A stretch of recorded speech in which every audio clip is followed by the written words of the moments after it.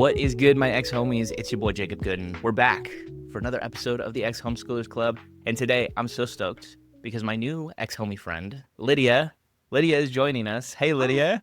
it's good to see you. It has been a little bit of a process to make this happen. And I'm not going to put it on you because it has been a mix of both of us. Both of our schedules have just been somewhat crazy of like getting on calls. You have a kid. I had a grandparent die. There was travel, there was sickness, there was all these things. So it's been a while to get this to happen, but we're finally making it happen. And we're going to share your homeschool story today. And I'm so Yes. excited. Thank you for having me. I'm really glad to be here. Well, let's get right into it. Like, let's break it down. What was your homeschool experience like? How long were you homeschooled? Let's talk about siblings, where maybe you grew up homeschooled. Like, give us kind of the overview of everything. Oh, for sure. So, what I like to tell people is that I was homeschooled K through 12. I'm the oldest of seven kids. And I really have described my experience as being Fundy-lite and Quiverfull-adjacent in the sense that my family was not like the Duggar family, right? We weren't wearing skirts. We weren't as extreme. We weren't involved in like ATI. But we were still on the spectrum of families that were pursuing those ideals. And so we had the 15 passenger van, we had chickens, we had a garden, we were canning food. I was sewing modest skirts and dresses as one does. And so we were very much in that sort of vision forum, aspirational, homeschool, homestead lifestyle. I feel like I can semi-relate. There's aspects of that my mom really wanted. Like she always wanted chickens. She only Yeah. had two kids. We did not need a 15 passenger van.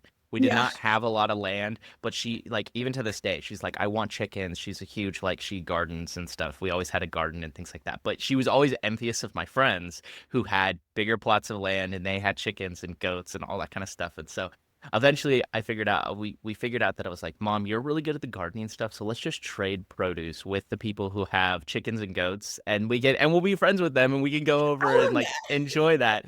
Um but yeah, and then you brought up the sewing thing too. Oh my gosh, like my sister and her friends like they would sew their own bathing suits and their own clothes and stuff like that and kind of in that weird vein of like kind of Duggar-ish but like not Yeah. totally. It was very strange. Like I don't know. It's in her pipeline, right? Yeah, like where did that come from? I don't know. Do you Weird. like was your mom encouraging that type of like behavior or what was the thing that you think was like stimulating that type of like almost there but like not quite there? So my mom actually majored in home economics, so that was her college education.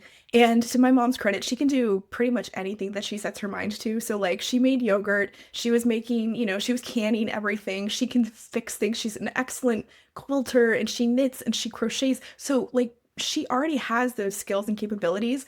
And then of course being within homesteading, homeschool spaces, it values women having these kind of like feminine or what they would call feminine talents. And so I have a very distinct memory of being at the homeschool convention, of course, and I was sitting in the back and I was cross-stitching something while I was listening to Anna Sophia and Elizabeth Botkin talk about stay-at-home daughters. So, kind of a nice little snapshot of my homeschool experience there. For sure. No, did you say what state you kind of grew up in? Because that's something I've been kind of exploring with people now too, is like where did you grow up? Because I think that also helps impact a little bit of like our homeschool experiences. Oh, no, for sure. So, my home state is Virginia. I actually live in Texas now, but my family is about 2 hours south of Patrick Henry College and the headquarters for HSLDA, which is the Homeschool Legal Defense Association. And I think that Virginia is one of the states that has the fewest homeschool regulations. I mean, in large part due to the impact of HSLDA. So there was a large homeschool community in my area. Also, if anyone's familiar with Joel Salatin, I don't want to completely dox myself, but that's kind of, I grew up in the Shenandoah Valley, so a lot of homeschool influence and a lot of like people who are trying to separate from the mainstream crowd and sort of live this pseudo agrarian, semi self-sufficient lifestyle, I guess. Yeah, it is kind of this weird like thing that I've realized with homeschoolers is like it's like kind of this like granola mom lifestyle that now like to some degree like gets associated I think more with like the left a little bit, but like Oh, yeah. it's like this weird pipeline of like growing up. I viewed that as like very conservative and very like right wing. It was just like smaller government, or like even more libertarian. It's like very small government. Like we don't want them involved in our education. Those types of Mhm. things. Those were the things I was seeing, and that's it. Sounds like what you're describing. Your experience being like, um, a It's little like bit our family was very crunchy, but not in like a tree-hugging liberal way, but in like right. a far, far right way. And I feel like I've heard someone say that the farther right you go, the closer you get to being part of the left. So It's a circle. It's a giant yeah, circle. At it's some a point, you circle. flip over. Yeah, it's a circle. So let's talk a little bit about, and you might not know the answer to this, but like, do you know the reasons that your parents decided to homeschool you and your siblings, or is that still a mystery? And then like, when it comes to the actual schooling itself, like, were you following curriculum? Was your mom making it up as she went along? Like, what did that look like? Sure. So, in my parents' early marriage, they were attending a Sovereign Grace Church, which used to be called People of Destiny International. And basically, it's the church denomination or church planting network that Joshua Harris was part of. So, he's the guy who wrote I Kissed Dating Goodbye. And so, even from my earliest childhood memories, I remember that there were lots of large families in the church that we were part of. So, there was a family that had 10 kids, I think. There were several families that had at least 5 kids. And the couple that was mentoring my mom and dad were homeschoolers. And so I think that for my parents, they like the church dynamic was already really leaning into homeschooling, even in like the mid 90s. And so I think that's really what influenced my parents. They saw these families around them homeschooling, and they were kind of like drawn to that. And I think the other things that they've mentioned through the years, I know that they wanted us to have a biblical worldview, and I think especially my dad like was reading material about how public schools are focused on Marxism and feminism and secular humanism, and so they wanted us to have a Christian education. And I mean, I think they also appreciated the freedom of homeschooling, some of the, it's just a more relaxed lifestyle, and those were really the things that drew them. But we haven't had really pointed discussions about like why did you choose homeschooling, right? Those are sort of the things that have flown out of conversation organically, or the things that I've heard them say through the years. And I think that as they were involved in the homeschooling community over time, I think that they really started to sort of adapt some of the like talking points, for better for worse, like from the top of the homeschool pyramid about how, oh, Republicans are going to have more children, and we're going to educate all of these children to be Republican voters, and we're going to take back America for Christ, right? Right. But really, I mean, I would say the major reasons that you hear conservative homeschool parents talk about homeschooling, like those were my parents' motivations as well. Yeah, there is kind of that like, let's build an army, in a lot of ways. And like, I remember even, you brought up Josh Harris. Like, I'm more a product of the 2000s and the 2010s, and so his younger brothers Alex and Brett were Oh, more yeah. of the influence in the Do Hard Things movement. I remember going to those conferences and seeing, Yep. you know, at 16 you should be sailing across the world. I remember being like, I'm a pathetic 16-year-old. I'm doing nothing for God, and it's like, yeah, I'm Yeah. just actually existing as a 16-year-old and being normal.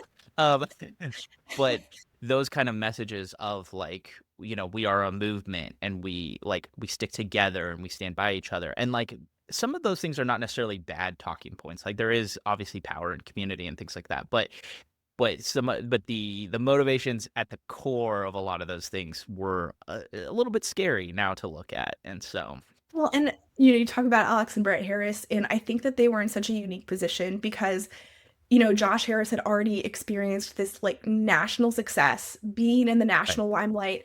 And I mean, Greg Harris, their dad, is one of the forerunners of homeschooling, writ large on a national scale. And so I think they were speaking to homeschoolers who were very isolated, whose parents probably did not have as much authority and leverage. And so they were sort of like in this really unique spot to talk about how teenagers are supposed to be doing all of these massive things, but they already had this path laid out for them, right? They already had this model of what that should look like. And I think, did one or both of them go to Harvard ultimately? that's a great At least question. I one of know them at did. least one of them did. Yeah. Yeah. Yeah, because one of them is a lawyer, I believe, Yep. and yeah, popped up recently in the Shiny Happy People documentary Yes. at some point. So yeah, it's a little shock there. Yeah, I got a little jump scare, like, whoa. Yeah.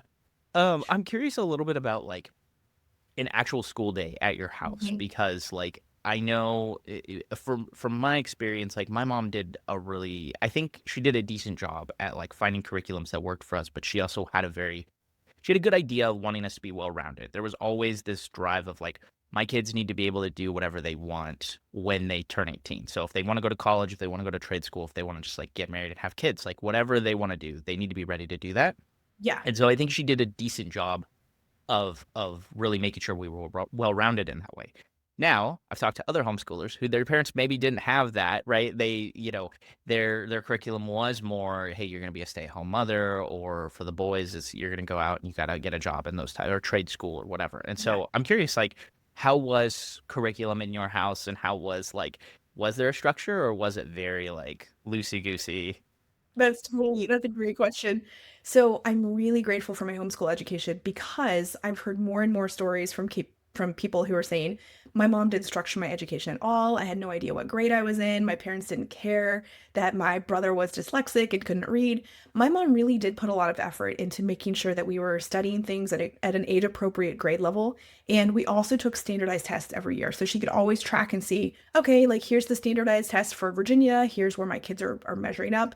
And so I'm really grateful for that because again, it's not across, that's not something that happens for homeschoolers across the board. And also in Virginia, homeschoolers can be religiously exempt.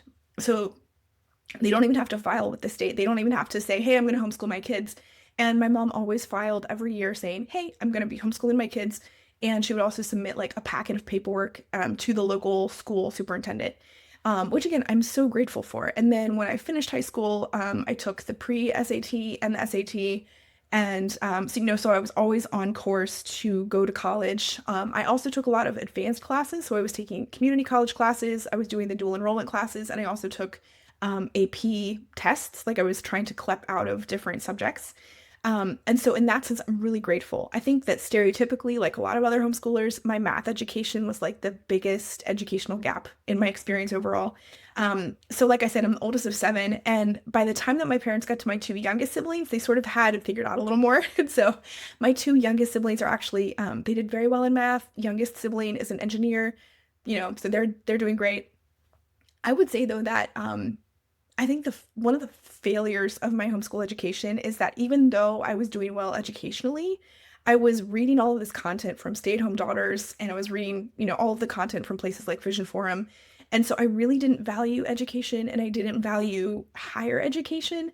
And so I feel like the value of my homeschooling years kind of ended at the point that I graduated. And I did go to college. I went to Grove City College. I majored in entrepreneurship. So I do have a college degree. But like the time that I was in college, it was not being directed towards something. It was just sort of like, I'm getting an education so that I can be, a good wife and mother.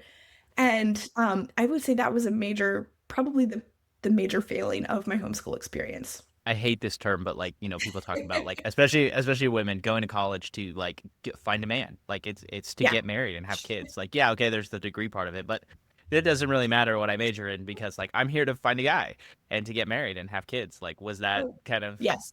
Yeah, yes. Two thumbs, yes. So when I was in college, I was planning to work with non-government or what's the word? NGOs, non-government organizations, nonprofit. I'm sorry, my brain is a little slow. I no? was planning to work with nonprofits that fight poverty in international spaces, and so I was very much planning to be a missionary. I was going to go overseas, right? I wasn't thinking, oh, I need to support myself financially. Like, what's the best career path that I can do to like actually pay my own bills? And really, in the back of my mind, I was waiting for someone to ask me out. I was waiting to find the man that I was going to marry who was going to kind of cover all of the bills financially and like provide for our household while I immediately started having children. And that didn't happen. So, oh well, I guess. Yeah, sometimes the best laid plans go right out the window, and it's like, Yeah, yeah, and you're like, oh crap, what am I supposed to do now? I no. Yeah, think, that was literally the story of my 20s, like the yeah, entire decade of my 20s.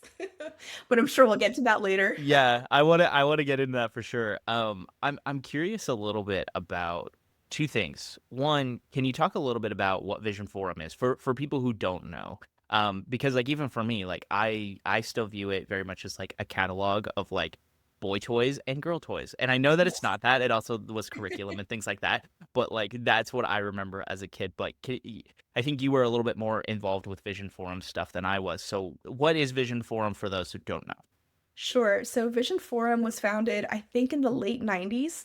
And basically, it was one of those like it was a ministry, but also it was a business. So it was this glossy catalog that you would get in the mail, and the founder, Doug Phillips, would arrange his children in these beautiful, historically accurate costumes. And the catalog was basically a model for family life. It was this aspiration for mothers and fathers to pick up the mantle of godly womanhood and biblical manhood, and they branched people off into these very defined gender roles.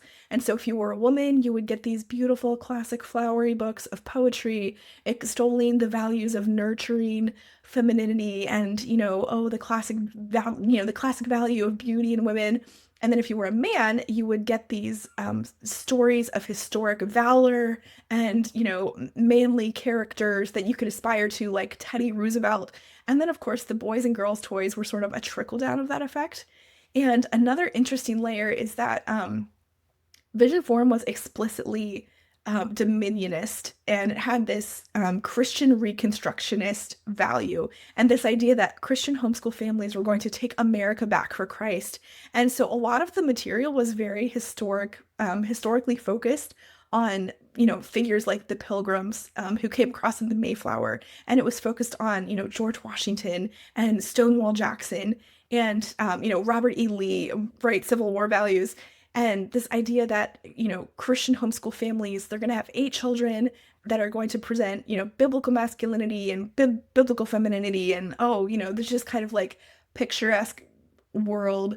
And because of Doug Phillips' aesthetic vision, it was beautiful. The catalog was beautiful. The products were beautiful. But it was just kind of this like gassy, like, oh, Yeah. I don't know if that I makes sense. No, it does. It does. Because, like, I'm thinking about, like, a lot of the things that I got from that catalog, very, like, war-centric type things for Oh, boys. yeah. And, like, I loved, like, Revolutionary War history, Civil War history. Like, I did a whole year of my high school just studying wars. And I know that some of the Vision Forum, like, books and stuff played a role. It was not exclusively that. Like, we did go down other avenues. So, there is also kind of that whitewashing effect of some of those books, unfortunately. And you got to go searching elsewhere for some more reality-based historical fiction and just biographies and things like that. But yeah, definitely like this big push for sure of like, yeah, this is what boys are into, and like they like war and they like these strong male figures and things like that. And so it's just funny because like I also like really enjoyed some of the books that like my sister had too, and Did she that have that were More series? yeah, exactly. Stuff like that where it's just like I don't know, like I just enjoyed stories, I think in general. Yeah. And so it was like Jonathan I, Park? Yeah. yes, yeah. Things like that. And so it's like I don't know, it's such a weird thing to think of everything as being so divided because also my family, like my parents just didn't really, I don't think intentionally push it ever to be like that. And so like we listened, like my sister listened to the stuff I listened to and read books that I read and things like that. Mhm. Um, it still was there, definitely some of that like Mhm. messaging of like boys will be boys and girls will be girls and that kind Mhm. of a thing. But yeah. Um, where was I gonna go with this? Do you have anything to add to that before I Oh, shift us?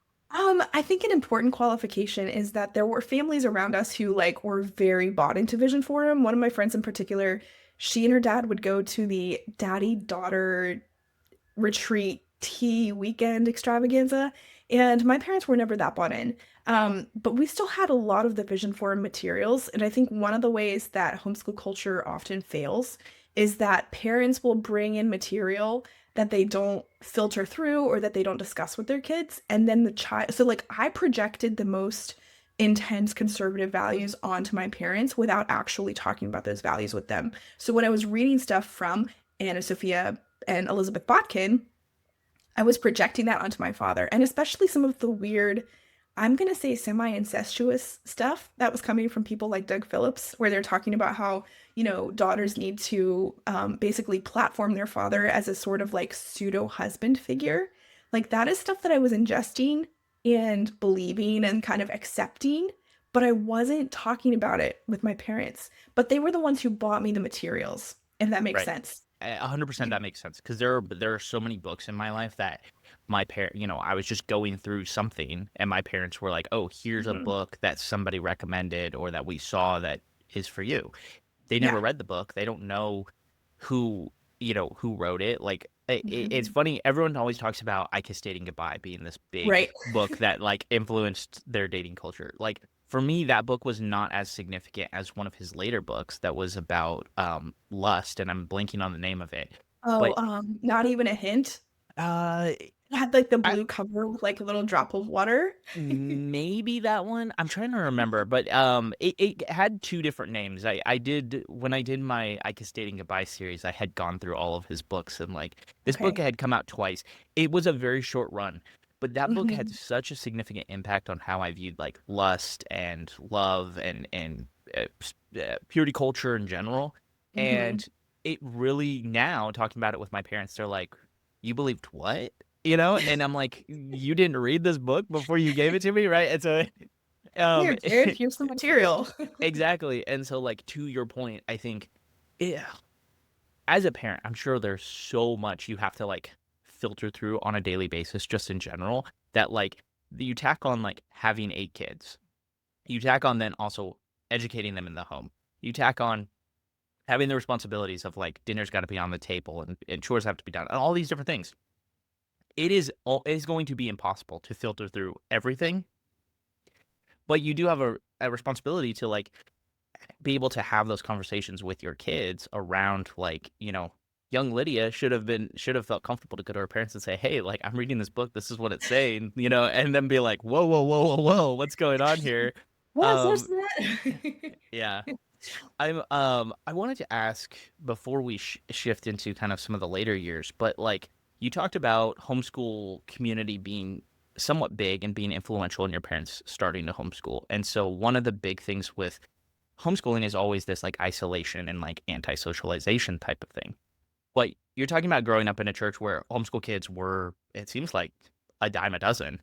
And so like, did you have community? Did you guys do co-ops? Did you have some type of outlet where it was like, okay, we're outside of the house now. We have friends like outside of my siblings, kind of a thing.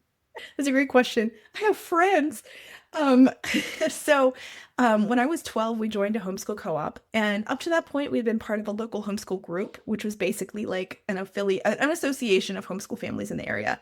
And I wish I knew. I was going through my email recently, and I was trying to find like old emails and trying to find some kind of roster because I don't remember how many families it was. I want to say maybe 40 or 50 families in the area that were part of this homeschool group, and they would plan, like there would be like a skate day where, every year there'd be like the yearly, we're all going to go to the skate rink, we're all going to roller skate together. They would also plan field trips, there would be a yearly talent show, but like it wasn't necessarily like structured educationally, like a co-op. So then when I was 12, we joined a co-op, and that was great. I was thrilled. I was in 7th grade, and so I was like, "Oh my gosh, this is gonna feel like going to school." I also remember that I bought a backpack for the first time, which I was like, "Oh my god, this is incredible. I have a backpack." Um, and so, it would meet once a week, and again, I mean, better than nothing. But I think that our family really, like my parents really saw co-op and church as our social events. So if we got to see our friends at co-op, they were like, "Oh, you've had time with your peers." And then me and my siblings also took music lessons, which was something that my parents prioritized. So we would leave the house for music lessons, and then we would leave the house to go to co-op, and co-op would be like an all-day thing. And then, Sunday we would go to church. Um, and so I think because there were so many of us, they really didn't have the capacity to help us facilitate like one-on-one friendships. And also just the number of people that we actually had access to is pretty low. And so it's difficult because I know that there are homeschoolers who literally are just completely isolated. Like they're at home, they're not going to the library, they go to church, they're not part of co-ops. And so like we were not as isolated as some of the like horror stories that I've heard. Um, but most of our peer time was really only in these kind of structured group activities. And I know people will say like, well, what do you think public education is? Like public education is like a structured, a structured peer activity. But like because there were so many of us, they really couldn't like there weren't friend dates, there weren't play groups, there weren't, especially when I was younger. I remember being in elementary school and really at that point we weren't part of a co-op. And so any time that I had with friends, like I had to initiate. It wasn't something that my parents were sort of helping to manage, if that makes sense. I Yeah. don't know. I'm kind of getting lost in my thoughts here. Does that answer your question? That totally does, because I think there's like the way I kind of see it is like there is the homeschool isolation, right? Of like Mhm. your family genuinely locks themselves away in a cabin in the woods type of Yeah. situation, and you go to town. It's like Little House on the Prairie. You go to town Yep. once a month Going to into go to town for Costco. supplies. Yeah, exactly. And then I feel like there's kind of the situation like you're talking about where it's like we are involved in with other families in these situations, and so our kids do know how to socialize and they have friends, quote unquote friends, but Right. there's not necessarily like you were saying the one-on-one like my best friend is coming over and we're having a sleepover, or they're coming for dinner, or Yeah. I'm going to their house and those types of things. And then there is, I think, a little bit, and public school can be like that too. But and then I think there are the deeper friendships of like the parents then facilitating like, hey, our kids should have a play date and they should be one on one. And that's how you build like the best friend, or you build your close knit group. And so it's like, I see all three of those playing out in the Mhm. homeschool world, and it's just kind of different per person. And so even in like the Yeah. situation like you had, it's like I still view that as like an isolating experience to some, Yes. and because you maybe don't have those friends that like I still have my friends that I'm like we've been best friends since I don't know we were like 12 kind of a thing, and like we Yeah. still talk to this day. But I have parents who maybe helped facilitate some of those things that actually Mhm. made that happen, right? And encouraged like, Mhm. if I didn't see my buddy Ben at least once a week, one on one, like that was a bad week, Mhm. kind of a thing. And so there Well, is kind of I a think that there was just a disconnect between like what my parents thought was socialization and what we really needed as socialization. I remember one specific conversation where I think I was in high school, my brother was also in high school, and my brother was saying, "Hey mom, such and such person is having a birthday party. I really want to go. I haven't seen him for a long time." And my mom said, "You just saw him at co-op." And you know, so there's kind of this, it's like, oh, if you had FaceTime with a person, then that is quality socialization time, or that's quality hang time. And, I think that my parents, like, they were just being pulled in so many different directions that they just, like they didn't have the capacity to be like, okay, I'm going to drive you here, I'm going to drive you here. Because I remember a big factor in whether or not we got to see people and hang out with them was that we had to arrange our own rides because we were like 45 minutes away from most of the people that we were friends with, and they were too. So like some of our friends, we were literally an hour driving distance from them, and so like the actual practical details of like, is your mom gonna pick them up? Am I gonna pick them up? Like everything had to be coordinated in a way that was like, feasible for my parents because they right. just they couldn't handle it. Yeah, I mean, I think about like, like I said, I'm one of two. So like my parents had a much easier time, I think, being able to be like, "Oh yeah, like Jacob can go do this," or my Mhm. sister Madison, she can go do this thing, and it's easy. We can drive them to that or whatever. And then Mhm. but there was I remember with certain families because I had friends who were, one of 12 kids, one of like you, 7 kids, and things like that. There was a lot of work that even for me, I was like, this shouldn't be this hard to like figure out with you. And they're like, no, you don't understand. Like we have Yeah. to coordinate a ride. I don't have a license, like or even if they do have a license, like there's only so many cars at the house. Like we have to, work all this out. And I'm like, oh my gosh, like your life must be a living nightmare. Because once I turned 16, I had a car. I had access to a car Yeah. in like and we were a homeschool family. So that meant my mom didn't go everywhere all the time. So even if like my car was one of the cars was down, like there was usually some way to get somewhere. We also Mhm. lived biking distance to some people, things like that. So I mean, there's a lot of factors that go into it, but I definitely I think I've seen some of what you're talking about play out in some of Mhm. my friends. Um, the other question I had kind of about like the big family thing, Ooh, and this yeah. is something I've seen play out with other people, but not everybody, is the idea that as the older siblings, that the older siblings take roles and responsibility of raising the younger siblings. Mhm. And was your family at all like that? Or did you guys play a role in being maybe teacher or like mom, dad in any situations? Yes. Yes. Yeah. Very much so.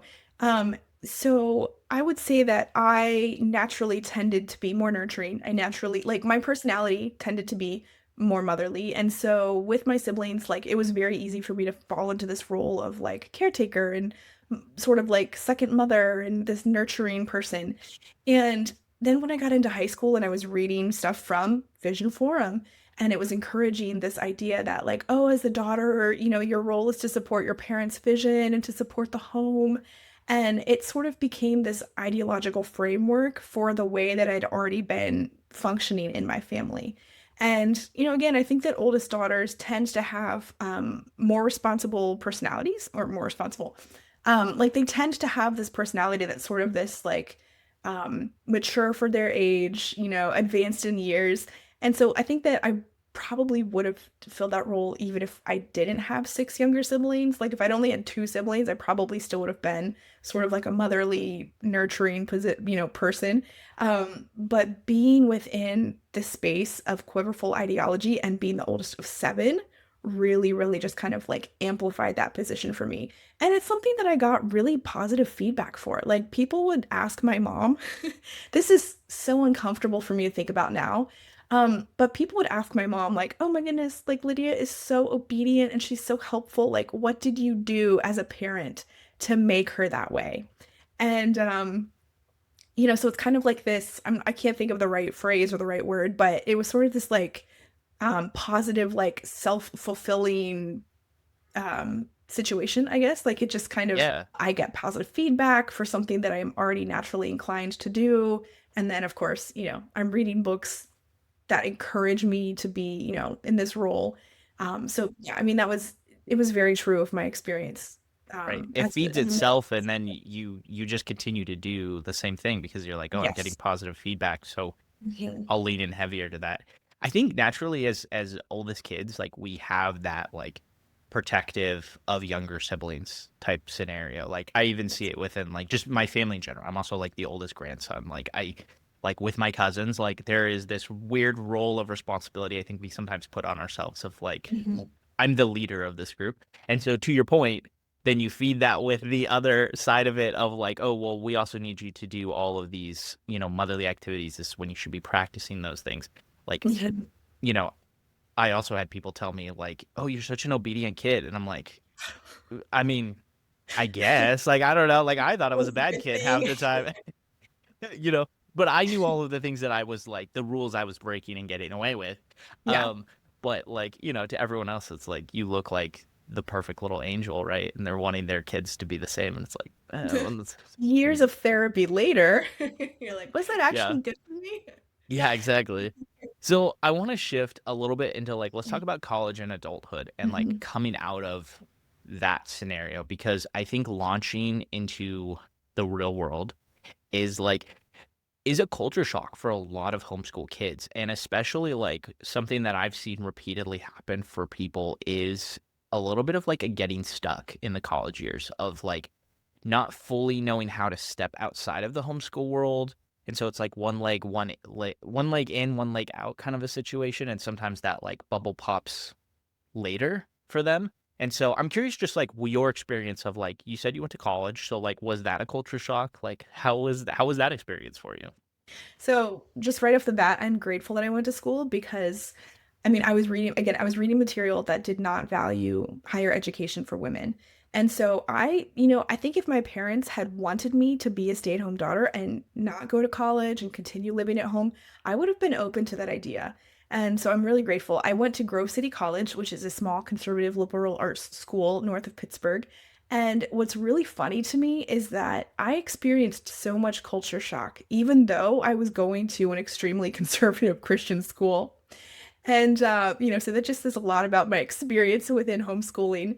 Because I had never been surrounded by my peers before. I had never been surrounded by this many people who were my same age, and I had no idea how to relate to them. I didn't have an iPod. I started school in 2009. I did a gap year between when I graduated high school and then when I started school, because I did like a short ministry internship, of course.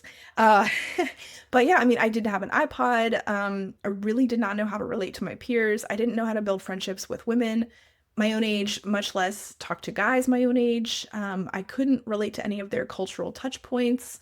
The clothes that I was wearing were pretty out of date. Like they were extremely modest, and so it was difficult. It was very difficult. I really shudder to think about what would have happened if I had gone to like a big state school with kids who were admittedly more, like worldly and secular.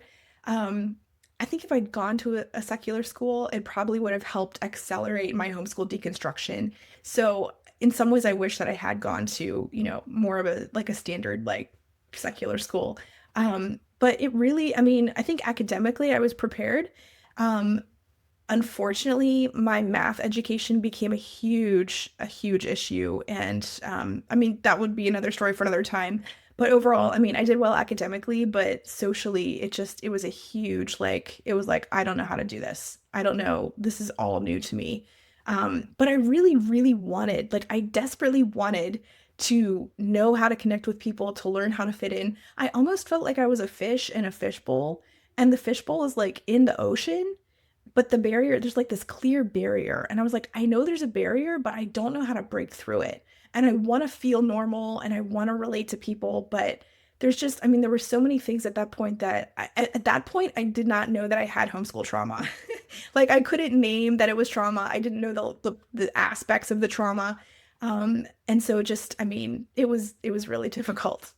Yeah, I went to conservative Christian college, and so like it was kind of this like stepping stone, I feel like, into the real world to some degree because there was culture shock there. I was running into people and being like, "You believe what? You watch what? Like your parents let you watch Harry Potter? Like that's crazy." Oh yeah, Um, Harry. yeah, stuff like that. Like they let you listen to this type of music, like Yeah. just insane stuff that is like not even it's not bad. It's It's just it yeah. is what it is. And so I I had a buddy on the show and we were talking about how it was very much like we took the youth group culture that we had grown up in and just put that in college and that's what we stepped into. And so it was a little bit looser because we didn't have the parental guidance aspect of it. Mhm. And then we got into the real world and we were like, that's when the bubble really burst for us. And so Yeah.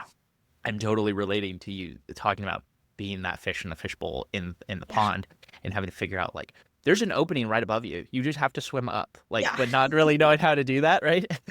Yes. And so I'm curious because like something I've heard a lot of people talk about is like it's almost like you have to watch what everyone else is doing and then just start to like mimic, right? And you start to like so I'm curious like for you, was there anything that you were like, okay, I'm seeing all these people do this or I'm hearing this. I gotta like go educate myself on this like thing and like okay, now I've taken that step. Now okay, now I gotta go educate myself on this thing. Was there stuff like that in college that you were like, okay, now I'm starting to get my grasp on things?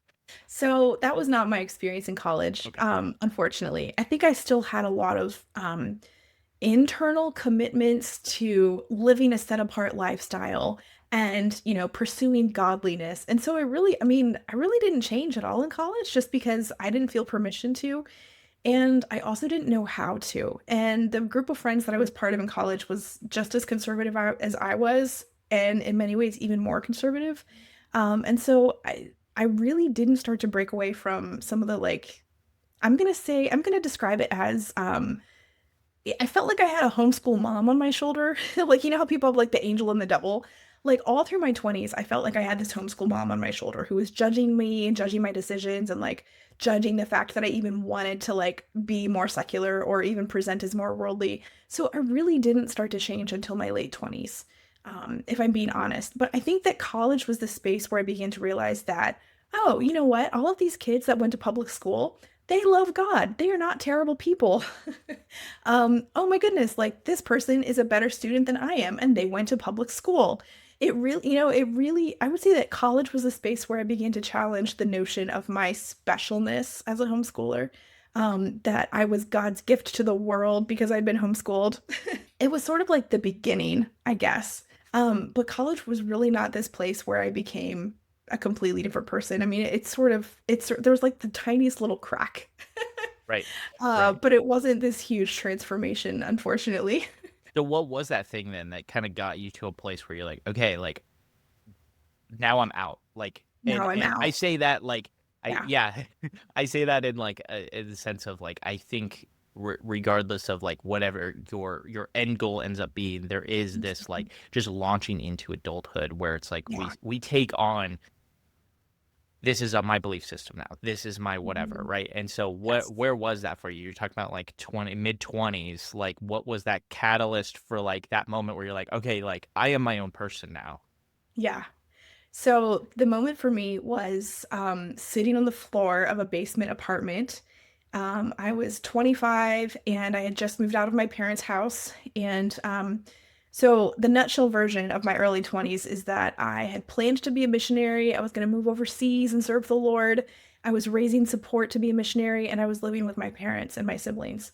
And I really hadn't started to separate. And thankfully, I had a good friend at church who also had been homeschooled, also oldest of I think 8 children. And she saw how much I was struggling. And she said, Lydia, if you want to move out of your parents' house, you can come and live with me. And so she really threw me a lifeline and gave me space to start to physically separate from my family and also to emotionally separate from my family. Because in many ways, I was very codependent on my parents and I was very wrapped up in this oldest daughter role, right? This obedient, cheerful oldest daughter who's waiting for a husband. And so, I was 25 and I was just realizing I have no idea what I'm doing with my life apart from trying to make a difference for God and waiting for a husband and pursuing this conservative vision of what a biblical woman is supposed to look like. And that's really when I started to think through like, oh my goodness, I need to find a career path. I need to figure out how to financially provide for myself. I need to think about like why am I wearing what I'm wearing? Why am I relating to the world? Like why am I viewing secular things with suspicion? And that's really when I began to question just like why is my internal construct still formed by people like Doug Phillips or Michael and Debbie Pearl? Do I need to kind of filter all of my decisions through this lens of John Piper and R.C. Sproul and all of these people that have been platformed as like, oh, this is the biblical path that you are supposed to follow. And I will say I'm still a Christian, um, but I'm kind of shocked by that because I went through a long deconstruction phase of just really wrestling with like all of the pieces that had shaped my life up to that point and really struggling with like what's going to be left after I go through this process of sort of sorting through my internal beliefs and my internal systems. You said something there that really struck me, and that was like viewing everything through the filter of someone else. And that Yes. was for me and my deconstruction, that was like very similar. And like I ended up Hmm. for a while where I was like, okay, I'm still a Christian, and then eventually now I'm agnostic. But like Hmm. it was one of those like processes where like all I had to take out the people like R.C. Sproul. I had to take out the people like Francis Chan. I had to take out Yeah. all of those voices and be like, okay, I'm gonna go right to the Bible. Like we're just gonna go Hmm. straight there. And what do I think about these types of things? And Hmm. so that was I'm so thankful that I had enough people in my life who kept telling me that's what you have to do because that's how you shape Hmm. who you become. Do you believe this? Is this Yeah. where does how does this make you feel about like ethics and morality? How does it make you Hmm. feel about politics? Like, you start to trust your gut more than you trust Hmm. other people. Yes. And that's a powerful moment, especially in your 20s. It's a lot. It's a lot to unpack that and for the first time feel like holy crap, like I'm like I have to make all these decisions for myself and Yeah. like am I going to make the right decision? Yes. Because I think a lot of times in the religious spaces we get taught that like we are incapable of making our own decisions and so we have to trust these figures, these leadership figures. And so um Mhm. that is a whole rabbit hole in and of itself that Oh yeah. years of therapy and years of Yeah. us unpacking those things, like we could I'm sure go for hours on that. But I do want to shout out because the reason that I reached out to you even in the first place was because of TikTok and you sharing your stories of deconstructing and being a homeschool kid and crazy stuff that had happened and like Yeah.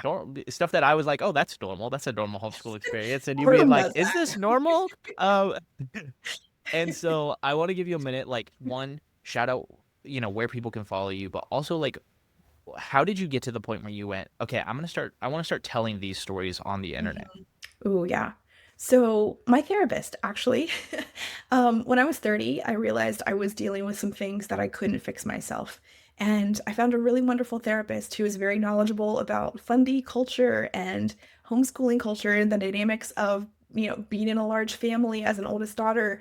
And so she really began to help me unpack some of those things. And at one point, she encouraged me to start a TikTok. And I was like, the Chinese dancing app? And she's like, yeah. And so honestly, without her encouragement, I probably would have never started a TikTok.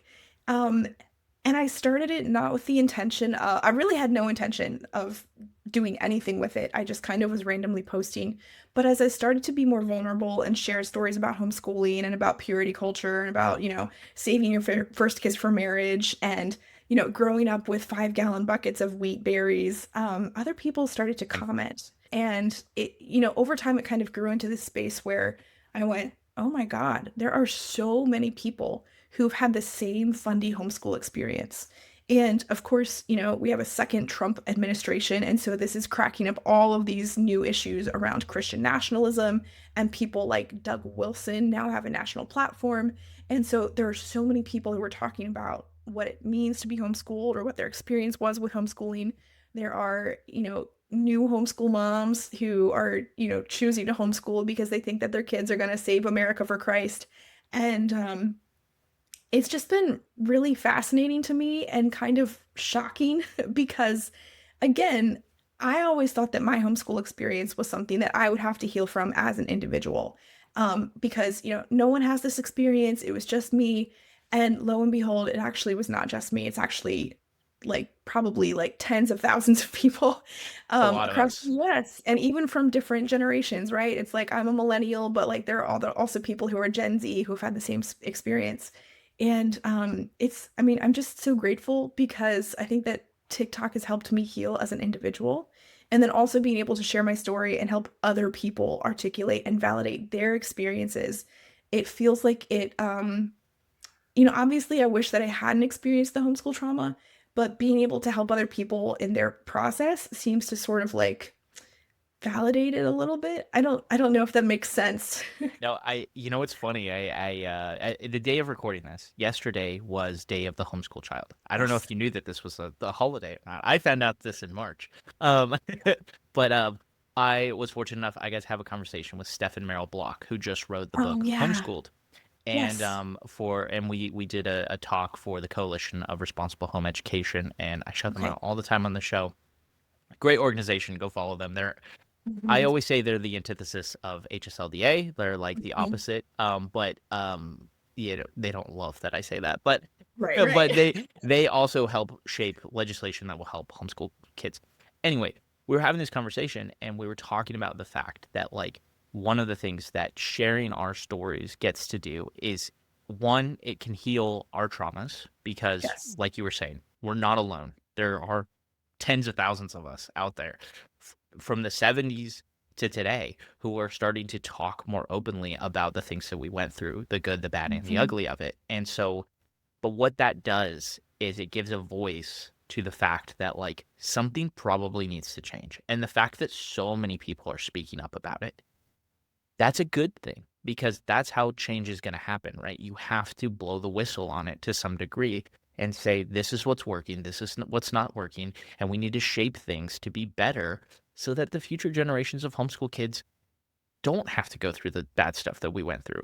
But they can experience the fun stuff. They can experience the good because mixed in with all of that craziness, there are those funny moments of like doing theater in somebody's backyard or like goofing off with your sibling, right? And like, driving mom crazy to some degree. Like there is fun moments mixed in with all of that chaos. So I applaud you for like telling your story because it's not an easy thing to do.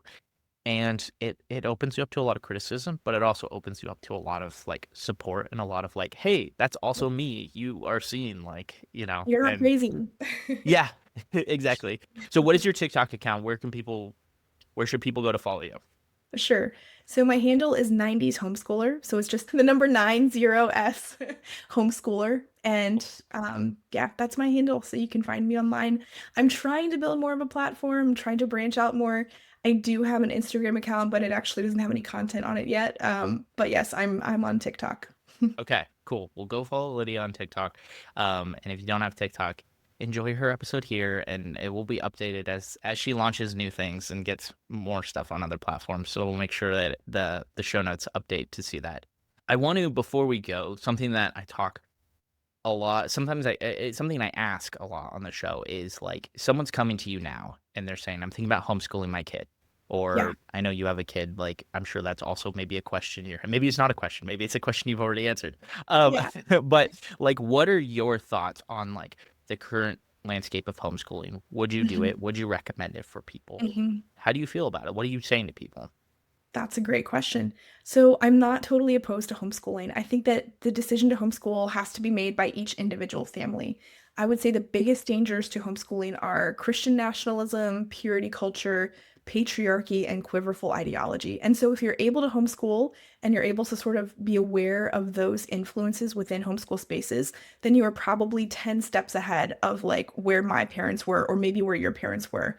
And really, I mean, the individual homeschool experience comes down to what resources you have in your community, like what homeschool resources you have. Do you have access to museums? Are there libraries? Are there secular homeschooling groups? And frankly, a lot of it is also just the financial resources that your family has, because I think that families that are maybe in a lower income space, they're going to probably struggle more with homeschooling because one of the biggest strengths of homeschooling is freedom. It's like you have time freedom, you have the opportunity to travel, you have the opportunity to maybe explore, you have access to, maybe take music lessons or take rock climbing lessons. But if you can't financially afford those things, then your kids are going to be at home most of the time, or you're only going to be limited to activities that are free. Yeah, I agree with you 100%. I think it's one of those things that can be done well and it can be done right. It just, but it's about intention. It's about, yeah, resources. There's a lot of factors. Homeschooling is very much a privileged thing. And Oh, yeah, so, for you sure. know, I didn't A whole realize nother that conversation until, there, right? yeah, I didn't realize that until I was like in high school and I was like, wait, so you're telling me a family of four lived on a single income in California and homeschooled their kid? Like that's homeschooled two kids. That's like crazy with a stay-at-home mom. That's a lot of money. Dad must have been doing okay. And it's like, where were the sacrifices? Things like that. So, Oh, um, absolutely.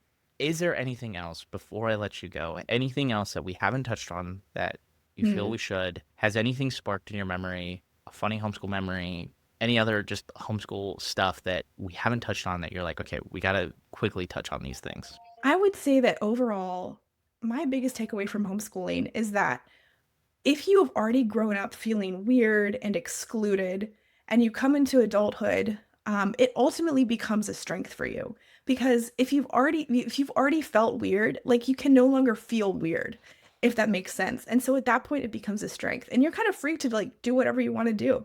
And so that's kind of honestly my biggest takeaway is that you've already grown up outside, maybe feeling a little weird, feeling quirky. So just go for your dreams, go for the things that you want to pursue because you've already felt the worst of the worst and you know that it can't be worse than that. Yeah, 100% agree. I think that is like embracing the weird, 100%. Yes. Let the freak flag fly, as my mom Oh, always for says. sure. For sure. Well, Lydia, thank you so much for coming on.